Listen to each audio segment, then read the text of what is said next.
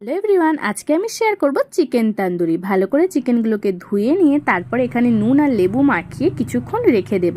তারপরেই আমরা এর মধ্যে একে একে নানান রকম মশলা অ্যাড করব। যেমন ফার্স্ট আমি এখানে ইউজ করছি হলুদ গুঁড়ো, লঙ্কা গুঁড়ো, জিরে গুঁড়ো, ধনে গুঁড়ো, গোলমরিচ গুঁড়ো, আর এখানে দেব আদা রসুনের পেস্ট, আর এখানে দেব সর্ষের তেল আর একটু টক দই। টক দইটা আপনারা আপনাদের পরিমাণ মতো ইউজ করতে পারেন। আর দিচ্ছি চিকেন মশলা দিয়ে ভালো করে এটাকে ভালো করে ম্যারিনেট করে 5 ঘন্টা রেখে দিতে হবে। আমি এখানে রেখেছিলাম 2 ঘন্টা। আপনাদের কাছে যত টাইম থাকবে যদি ম্যারিনেট করে রাখতে পারেন আরও ভালো হবে।